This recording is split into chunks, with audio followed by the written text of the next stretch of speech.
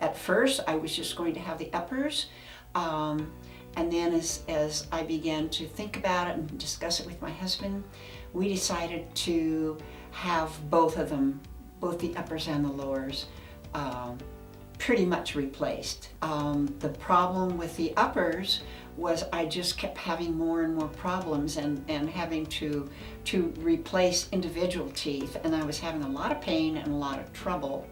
The lower ones were just ugly. I had so many problems with them, but they were just really ugly, and I can't tell you how delighted I am with these teeth. Oh, the treatment was wonderful. Dr. Gurney is just so much fun, and he's just amazing. And the technician, wow, what a great job he did. I am just so pleased.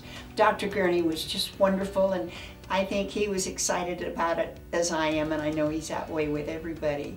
The rest of the staff is just like Dr. Gurney. They're just amazing. They're so much fun and very, very professional and very knowledgeable. It was a delight to come here, and I was always afraid to go to the dentist, never to come down here. It was wonderful.